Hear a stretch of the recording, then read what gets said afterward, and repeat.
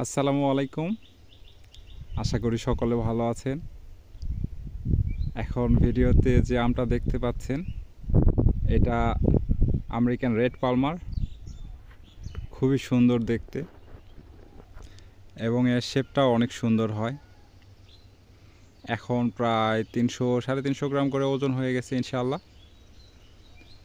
এটা জুন মাসে পাকবে, খুবই সুন্দর দেখতে।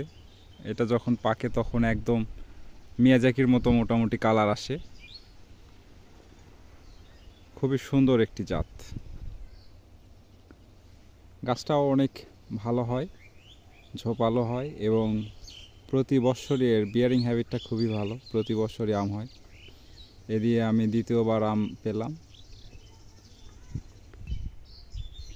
এই আমের মিষ্টতা মোটামুটি ভালো, মিডিয়াম মিষ্টির একটি আম। আমাদের দেশের যেমন ল্যাংড়া, হাড়িভাঙ্গা অথবা আমরুপালি অত মিষ্টি না, তার থেকে কিছুটা কম। তবে আলহামদুলিল্লাহ ভালো, খেতে ভালো, মিষ্টতা মোটামুটি ভালো। হালকা আঁশ আছে, আঁশযুক্ত। একেবারে যে আঁশ নেই তা না, আঁশ আছে। তবে আটির আকৃতি মোটামুটি ছোট, তুলনামূলক হারে ছোট, তবে ভালো। মোট কথা হলো ভালো এবং দেখার অনেক সুন্দর, দেখতে খুবই সুন্দর এবং প্রতি বছর আম হয়, এটাই হচ্ছে বিশেষ গুণ। আমাদের দেশীয় যেগুলো জাত সেগুলো প্রতি বছর আমাদের আম হচ্ছে না। এখন আবহাওয়াটা অনেক অন্যরকম হয়ে গেছে, যার কারণে বৃষ্টি হচ্ছে না, আম ঝরে যায় এবং প্রতি বছর আম হচ্ছে না গাছে।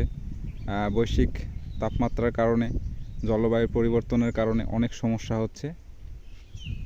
যেগুলো বিদেশি ভ্যারাইটির আমগুলো আছে সেগুলো আলহামদুলিল্লাহ প্রতি বছরই ফলন হচ্ছে, ভালো ফলন হচ্ছে। আমার বাগানে কিছু গাছ আছে বিদেশি গাছ, সেগুলোতে প্রতি বছরই আম হচ্ছে। গত বছরও পাইছি, এবছরও পাইছি এবং এবছর নতুন কিছু গাছে আমার আম আসছে। ইনশাআল্লাহ রিভিউ হবে যখন পাকবে, যখন খাওয়া হবে, তারপরে জানানো হবে যে এটা কেমন ছিল বা এটা বাণিজ্যিক হারে এটার কোনো সম্ভাবনা আছে কি না। তবে আপনারা এই রেড পালমার আমটি বাণিজ্যিকভাবে খুব সম্ভাবনাময়। এর আকর্ষণীয় কালার মানুষকে মুগ্ধ করে দিবে। এটা আপনারা বাণিজ্যিক হারে চাষ করতে পারেন, খুবই ভালো একটি জাত হবে। সবাইকে অসংখ্য ধন্যবাদ ভিডিওটি দেখার জন্য। আশা করি সবাই সাবস্ক্রাইব করবেন। আসসালামু আলাইকুম ওয়া রাহমাতুল্লাহ।